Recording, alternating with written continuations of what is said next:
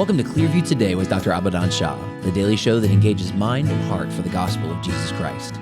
I'm Ryan Hill. I'm John Galantis. And you can find more information about our show on our website, clearviewtodayshow.com. Or if you have any questions for Dr. Shah or suggestions for new topics, or if you want to write in and say hi, we'd love to hear from you.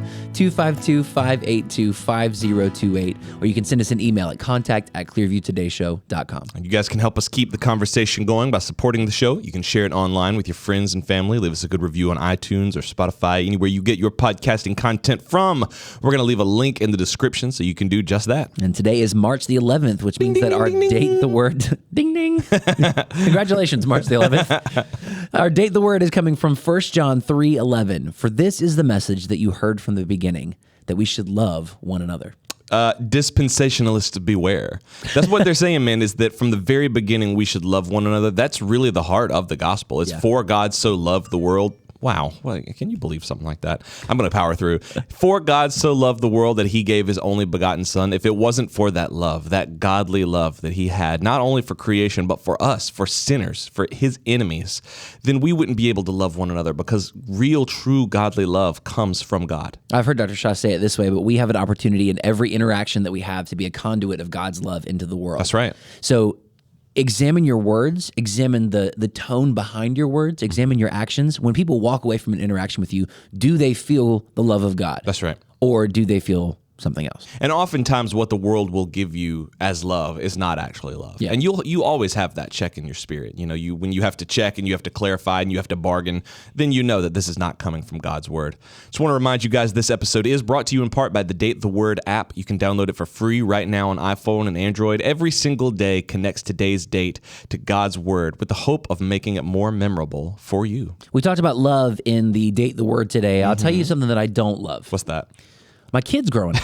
So I was actually going to talk to you yesterday because I saw your kids with my kids, and your youngest is friends with my oldest. Yep. And so the age difference doesn't look so grand. Yeah. Then I see your oldest, Hartley, with my youngest, Holden, and it's like the Grand Canyon. Yeah. It's such a drastic difference. Yeah. Why are they groany? So I don't know what it is, man, especially my oldest two. So I have my oldest two are twins, and they are 11. Mm-hmm. They are ending their 6th grade year.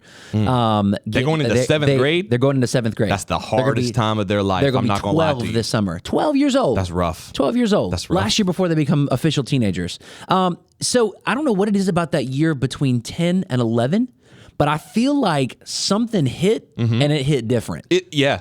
Because they're like all of a sudden groany. They're like walking around like they just know how to run the world. I would start my adult career over before I repeated 7th grade.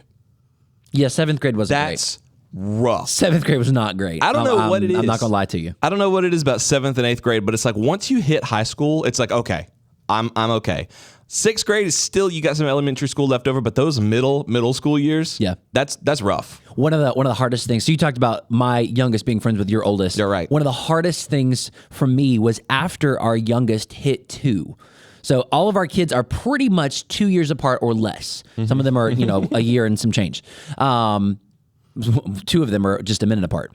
So after our youngest reached 2, it was that point where another baby would be born in our family. Right. And we knew that we were done after 5, but we were kind of felt that tug like, this would be the time where we would have another baby, but we're not going to have another baby. So it was almost like mourning that chapter of our life. And then it was maybe a couple days, maybe a week after Elizabeth and I had that conversation that we found out you guys were having that a baby. Quick? Yeah, it was that fast. Wow, I didn't know that. It was that fast because we found out you guys, we found out Ellie was pregnant, and then Gavin was born, and I was like, perfect. I would call nonsense, though. I think you could have another.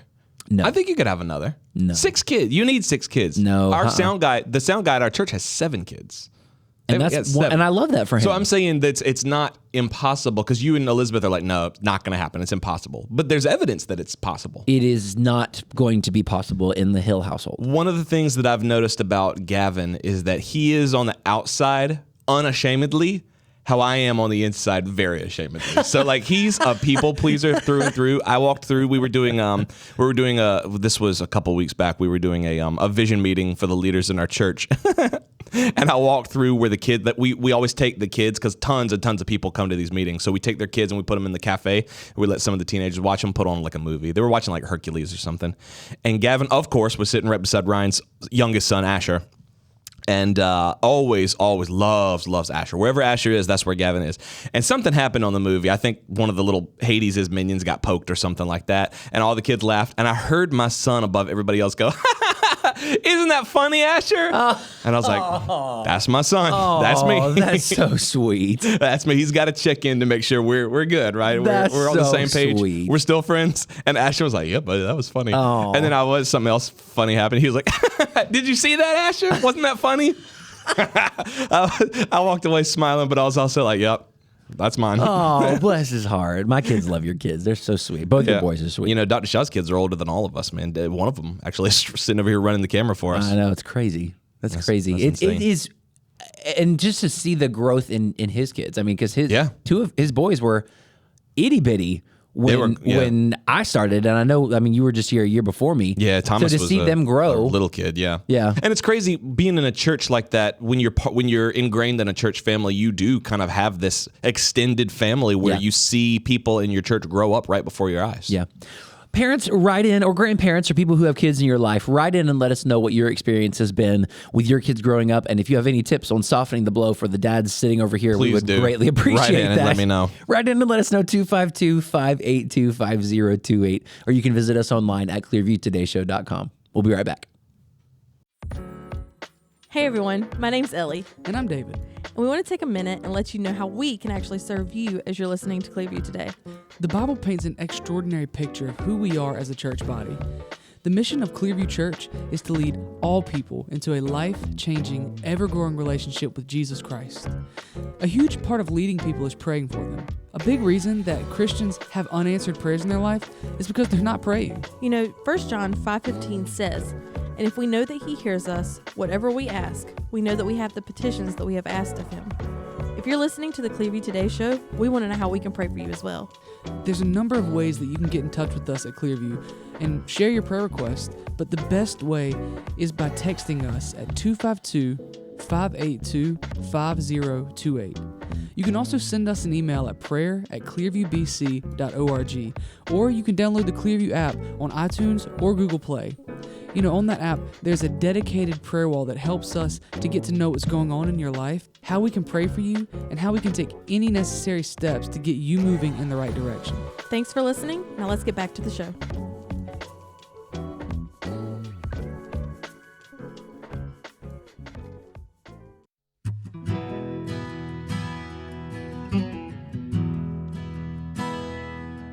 Welcome back to Clearview Today with Dr. Abadan Shah, the daily show that engages mind and heart for the gospel of Jesus Christ. You can visit us online at clearviewtodayshow.com, or if you have any questions or suggestions for new topics, send us a text to 252-582-5028. That's right, and we are here in the Clearview Today studio with Dr. Abadan Shah, who is a PhD in New Testament textual criticism. Dr. Shah, we were talking about kids earlier and how each of us are kind of in those different stages of life and parenting, and you've still got 2 kids at the home, 2 kids married, 2 kids still at the house, but sort of on the grown side, right. I would say. Most of the time, I would say. They're kind of grony, yeah. Some days it's sort of sad when you think about how they were just young and we could go places, do things and all that. But then on the other side, you also are happy because they have their own life. They are doing what we planned and hoped they would do one day, is build their own lives. Yeah. And the girls are married, of course, to wonderful guys. And we're happy for them. And we're praying that God will continue to bless them. Amen. And use them. So in a sense, it's sad because time moves on. But in a sense, it's what you want. Yeah. In that sadness, you sort of, there's a video clip that you have. And I don't know if I'm sure it's on your computer somewhere. But I think when Abigail got married, or it might have been Rebecca, when Rebecca got married, you showed me that clip. And it was just you from the kitchen window. And I think it was in one of your old houses. And they had the playground out in front of the window. and they were all 4 on the playground together. You know which clip I'm talking about? Yes. I might see if I can find it and drop it in the video portion right here. But I don't know why. But it's just the 4 of them, right? It's the 4 of them, but they're all just kind of playing and hanging. Like Rebecca's on the older side, but she's just there hanging out. Yeah. And I remember watching that. I think Gavin was small. Holden wasn't born yet. But I remember watching that and be like, that's what I want for my kids. Because me and my sister, we were kind of far apart in age. We weren't close until we were adults. Yeah. But that closeness as kids, I really want that for my family as well. At the same time, I do want to say this for the benefit of some listeners who may want the same thing as well, but they can't because of circumstances or because of life decisions or job or whatever it is, that their families are scattered and this cannot happen. True. I just want people to know that that is not the ultimate goal. Because sometimes we have this idea that a heaven or this utopia is where our family is right there, nuzzled up to all us, together, and we're all together, and we're having a great time with the kids and the grandkids and the cousins and the nieces and nephews. The white fence and the green grass, all that. And I just want to tell you that's okay if you can, great. But if it doesn't happen that way, that's fine. When you look in the Bible, most of God's people did not have that life. That's true. That's true.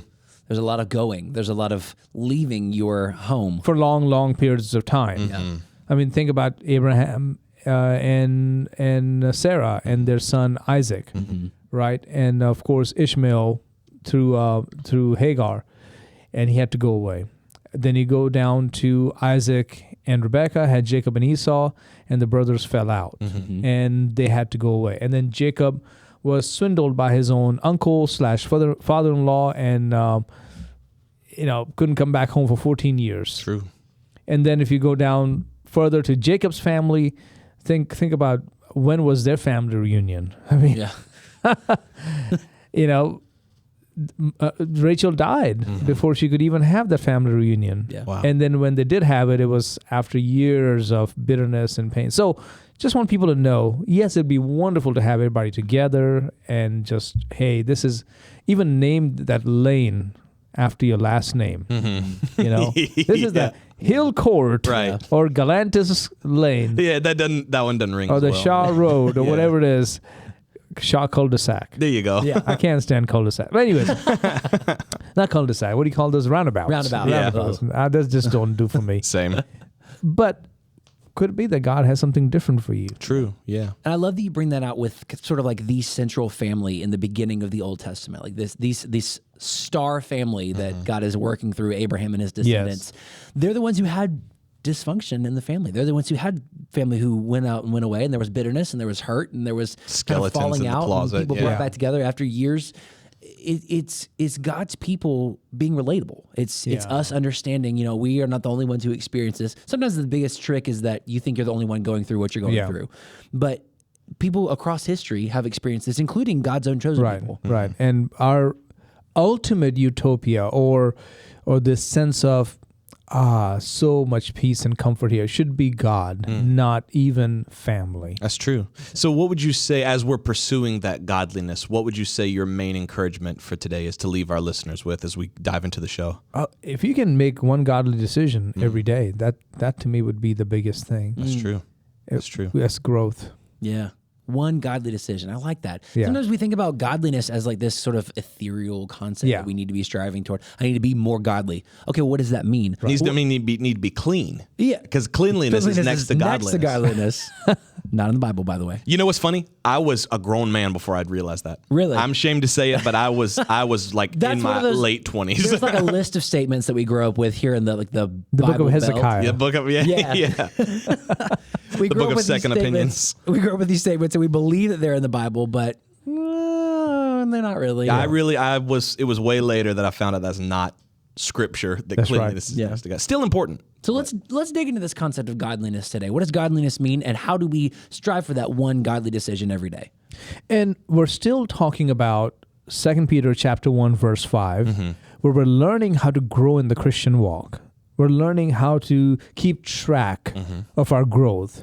And thank goodness, God has given to us the tracking, I guess, the steps on the ladder. Right. And it's 2 Peter 1:5 says, but also for this very reason, giving all diligence, add to your faith excellence. Virtue is the word, but the word means excellence. So to faith in God, faithfulness to God, faithfulness towards God, faithfulness to other people, add to that excellence, and everything be excellent. To excellence, knowledge, which means wisdom and discernment. Means don't just go along with what you're told to do. Have a sense of wisdom, discernment. To wisdom and discernment, add self-control. Know where to draw the line or be under control. To self-control, perseverance.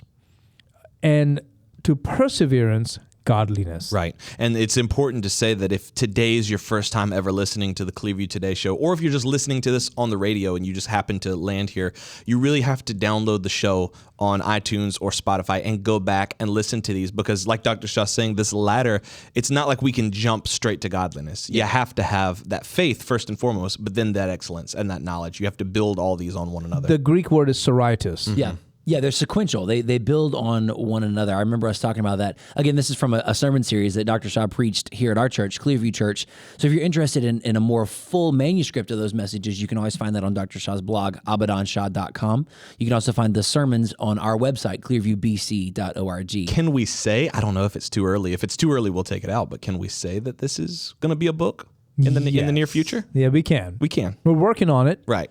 And I haven't found a good book that deals with these Christian virtues or this ladder. And again, please don't misunderstand. This ladder is not leading to salvation. Right, correct. This ladder is standing on the ground of salvation. Right. We're not telling you to somehow you need to work for your salvation. Far from that. We're simply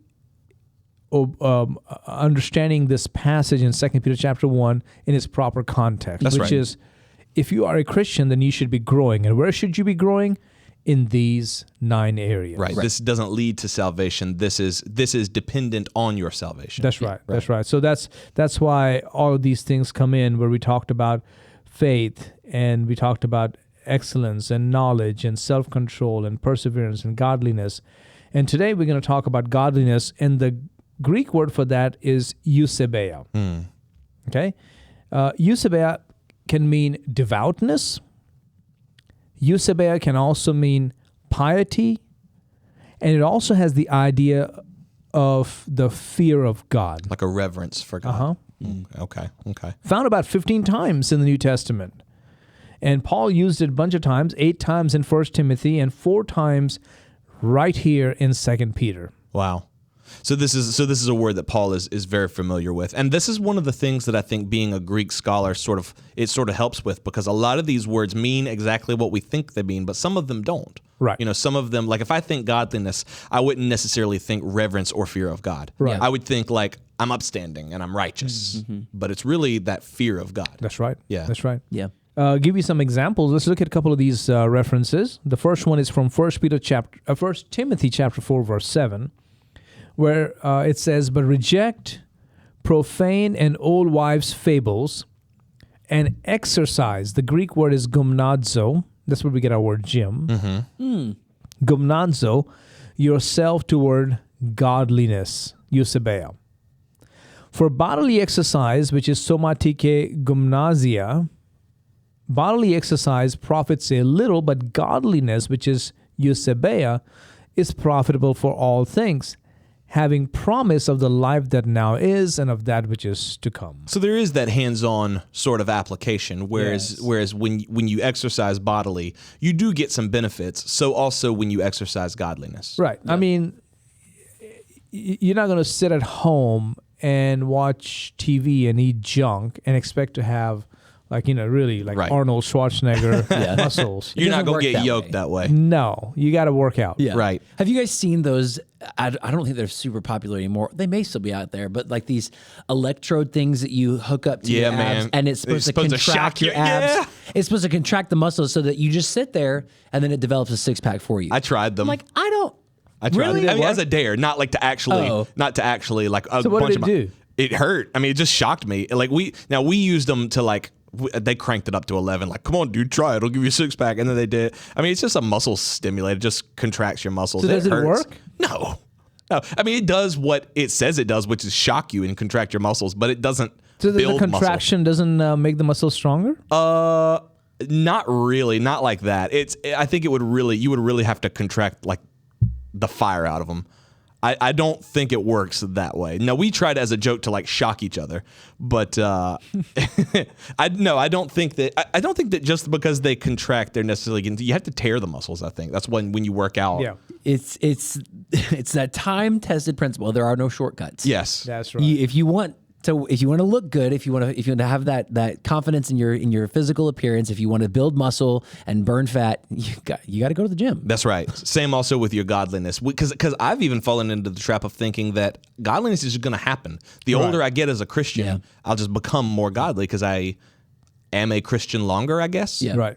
But godliness, or Eusebeia, also demands fleeing from the world. True. Just like you want to have six packs or you want to have a good muscular body, you got to stop eating junk. That's right. You got gotta to flee from the dessert table. Exactly. Very nice. Yeah. I mean, once in a while having a muffin, right, Ryan? Because I had a piece of muffin. I had a muffin. And I like the clarification. I was like- a piece of muffin. If I'm being dead serious with you, it was a muffin. It was a muffin. piece or a whole muffin. and it's not like you cannot have carbs. You just have to have low carbs. That's right. That's right. The key is low carbs, not no carbs. Right. Right. That's pretty good. And then put in the work to burn it off. Yes. Yeah, because I fell into the trap even here, like in the last year or so, thinking that what I do is way more important than what I don't do. But what I am doing over here, eating all this junk, is undoing all the stuff That's right. that I'm Working actually against doing yourself. in the gym. That's right. Yeah. Now, 1 Timothy chapter 6, verse 6 says, "Now godliness with contentment is great gain." Verse 10, "For the love of money is a root of all kinds of evil, for which some have strayed from the faith in their greediness and pierced themselves through with many sorrows." Now, verse 11 is what I'm trying to drive at here. "But you, O man of God, flee these things and pursue righteousness, godliness, faith, love, patience, gentleness." So you have to flee those worldly things and pursue these things. One of them is Eusebeia. That's right. Godliness. That's right. And I think it's great here because this is one of the things that I think so many Christians misinterpret, where it says the love of money is a root of all kinds of evil. You know, it's easy to be like, but you guys ask for money every single episode. Like you're constantly asking people to donate to your show. And it's because we don't love that money. We love the opportunity that it The opens impact up. it makes the on impact people's it lives. allows us to make. We can do more for the kingdom of God when you guys are, and a lot of you guys that do give to the show are extremely generous, and you say, hey, it's really, really great what you guys are doing. I believe in the mission. We thank you for that. And the reason that that's in there in every episode is not just so that we can receive money, it's so that you have an opportunity to give. By doing that, we're creating an opportunity for you to grow in your relationship with God and your spiritual development, in that act of sacrificial giving, being a part of what God is doing. That's why we phrase it that way. Be a part of what God is doing through the Clearview Today show. Not just send us money. Right, because Dr. Shah's heart behind the show is to help you grow in that godliness. Yeah. It helps me. I'm on the show, and it helps me grow in godliness every single day. Same. The things that we talk about, we don't just say, cut the mics and say, all right, good show, guys, see you tomorrow. You know, we think about these things. I go home and I listen to them and I say, man, I didn't catch that while we were recording, but that's a great point. Yeah. Right. And those who are giving, thank you, because you're partnering with us. That's right. In building God's kingdom. That's right. Now, moving along in this Eusebeia references, one of them is also in 2 Peter chapter 2, where Peter gives us two examples of a Eusebeia life, of a godly life. So let me read that. The first one is in 2 Peter chapter 2, verse 4. It says, "For if God did not spare the angels who sinned, but cast them down to hell and delivered them into chains of darkness to be reserved for judgment, and did not spare the ancient world, but saved Noah, one of 8 people, a preacher of righteousness, bringing in the flood on the world of the ungodly." The word is Eusebeia. "And turning the cities of Sodom and Gomorrah into ashes, condemned them to destruction, making them an example to those who afterward would live ungodly," which is Eusebeia. Right. "And delivered righteous Lot, who was oppressed by the filthy conduct of the wicked. For that righteous man," Eusebeia, righteous man, dwelling among them, tormented his righteous soul from day to day by seeing and hearing their lawless deeds. Then the Lord knows how to deliver the Eusebeia, the godly, out of temptations, and to reserve the unjust under punishment for the day of judgment. So those are couple of examples of a Eusebeia life. Right. Even though you're living among the ungodly, even though you're living among an ungodly and fallen world, you can still have that godly life. And God, in his wisdom, I guess that's a promise of deliverance. Yeah. Or a promise of preservation. Yeah. I suppose. Which should encourage us as believers. I feel like a lot of times people default to the rhetoric of, well, you don't know what I have to put up with. You don't know the world around me. You don't know my context at work. No, but God does. And he wouldn't have put you there if he didn't have a plan for you to be there. Yeah. And it's also, I guess it's also like looking forward, not forward, like I'm excited about it, but just looking and seeing that coming judgment that's on the horizon. That is a very important theme in 2 Peter, by the way. You know, why should you work on your salvation? Why should you try to climb this ladder? It's because there's a judgment coming. If there was no judgment, if there was no finish line, if there was no trophy, there was no evaluation, then you're saved, going to heaven, live like you want to. But since there is a judgment, what you do after salvation counts. Yeah. Do you think a lot of people think that Christians are exempt from that final judgment? Yes. And I get what they're saying. They're talking about the heaven and hell judgment. Right, I get it. Okay, that is settled in this life. Right. Whether or not you're going to be in heaven. We don't have to stay in limbo until we get before the judgment seat of God. And that's when God says, all right, you ready for the good news? You're going to heaven. Woohoo! Yay, thank you. After all these years of living in this world and then dying and staying in the grave and absent from the body, present with the Lord, and then those 1,000 years of earthly rule of God, you know, all that. Now I finally figured out I am going to heaven. Right. Thank goodness. Going to heaven. Yeah. I've been sweating that for a couple thousand years. A couple thousand years, finally. No, that's settled here. Right. But how you lived for God, that's a different judgment. True. That's about godliness. Right. Yeah. Another example here is, or not example, really an impetus to live the godly life is 2 Peter 3:10. But the day of the Lord will come as a thief in the night, in which the heavens will pass away with a great noise, and the elements will melt with fervent heat. Both the earth and the works that are in it will be burned up.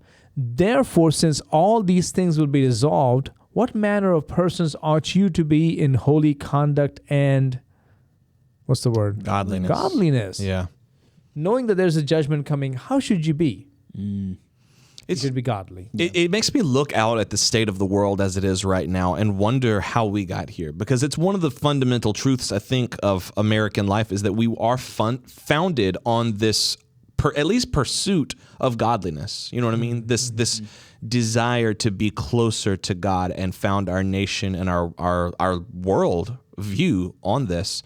And yet you look out now and you see almost the furthest thing from it. Right. Yeah. Right. And it just kind of makes me wonder how exactly we got here. Was it really gradual? Did it erode away to where we couldn't even recognize it? Did we just seed ground too many times? You know what I mean?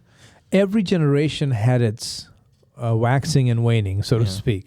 Every generation, they began to lose the fire.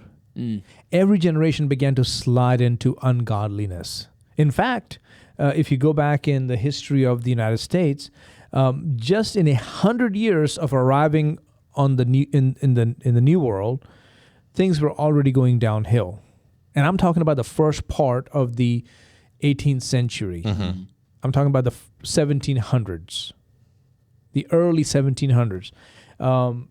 According to historians, values and morality were on a decline in the American colonies. Remember, they're not a country yet. Right. They're still just colonies. They're still a British colony. Things are not in good place. Drunkenness, swearing, immorality, and every form of godlessness was rampant. And I've spent a lot of time recently, because I'm working on a book, just reading about some of the things people did. Now, this is before the First Great Awakening, and I'm going to talk about that in the next minute. But did you know that after the Revolutionary War, in some of the northeastern colleges, Christians were persecuted? People don't know that. Yeah, I didn't know that. Yeah. If you ever heard of the Haystack Revival, these believers on Christian campuses, college campuses, were persecuted because they were meeting for revival and prayer. Wow. By other members of the student body? Yes. Wow. This is the early 1800s. This is after the Revolutionary War in 1776. See, you tend to think that it started off super, super, super Christian, and then it stayed that way up until pretty recent. It's just been like a gradual decline. Yeah. In fact, there was a trial, and the university president was sort of sitting like a judge over these students to figure out what to do with them. And finally, he stood up and he spoke to the student who was being mistreated. Right. He said, "Sir, I'm so glad that you stood up for your convictions, and I'm so proud of you." Something of that nature, but Right. different words, Right, of right. course. He said that because his fellow students were harassing him. For being Christian. Yeah. And this is in the early 1800s. Yeah. This is well after the whole freedom of religion piece. This is Yes. well after the nation has been established. And all because they were not going along with the established church. They were willing to pray on their own, read the Bible on their own, and they had a personal relationship with Jesus Christ. How dare you? Yeah. So it wasn't very long after the Revolutionary War that things really started going downhill. That's why you needed the Second Great Awakening. But here we're talking about the First Great Awakening, where Right. things had gone downhill. Young people were roaming the streets at night. I mean, you would get beat up. Yeah. You know, when I think about the pre-revolutionary era, when I think about the colonies, I think about Williamsburg, Virginia. Ever been there? Yeah. Yeah. You know, like nice, broad, Cobblestone streets. Cobblestone. Yeah. Someone's churning butter outside. yeah, and all that stuff. You wouldn't walk out at 9 o'clock at night. You may get slapped around and may get robbed. Someone breaks a bottle and just guts you with it. Oh! Yeah. I mean, would you think like that? No, you think You- colonial Williamsburg is like just Beautiful colonial Little House on the idyllic Prairie scene. style, It's, yeah. just, Kind it's of an like- apple cider anywhere. Yeah, just crickets chirping. We're just sitting on I just the wanted to make a porch. horseshoe with my son. Nope. Get a little bag of Give me popcorn. Give me your money. Yeah, I got mugged in colonial Williamsburg. I mean, that's exactly what was happening. Now, it wasn't happening necessarily there. This was happening in Northampton, Yeah. Massachusetts. Yeah. But that was the situation in the colonies. And so members of this one small church began praying for their neighbors. This is 1734. French Indian War hasn't happened yet. Wow. Oh Okay. yeah, the revolution's not even on the horizon yet. Not yet. You still are, 50 years away? Yeah. Yeah.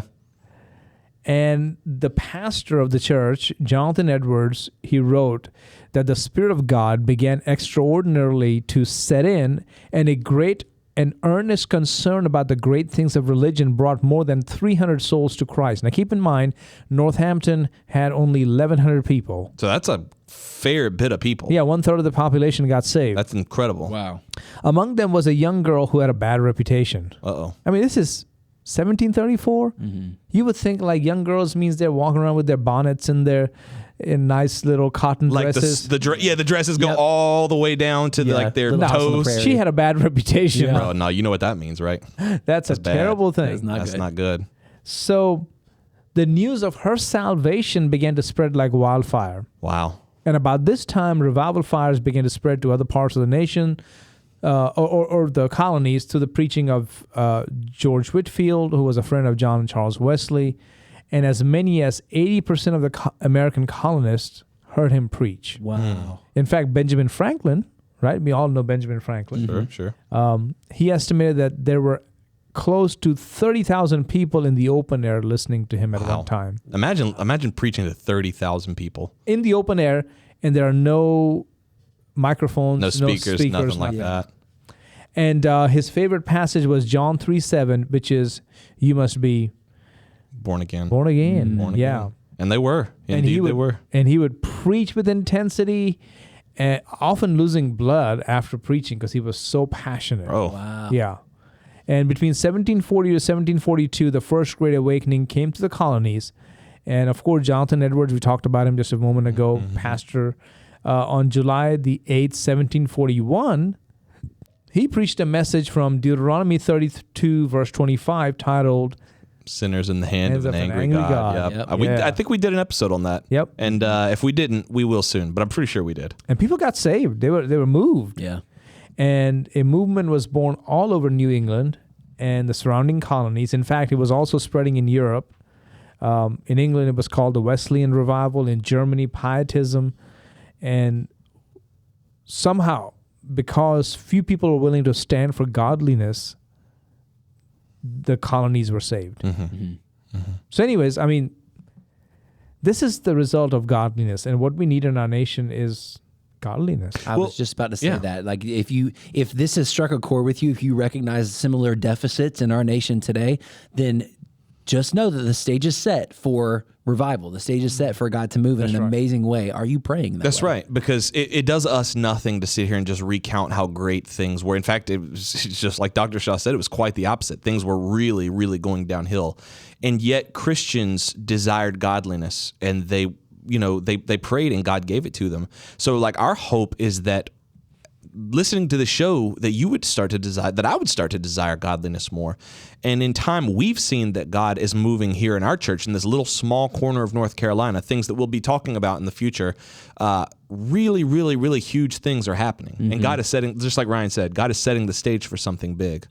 And that's our prayer for our church, is that from here, God would change this entire nation. Amen. That's right. If you guys enjoyed today's episode, if it was informative for you, write in and let us know, 252-582-5028.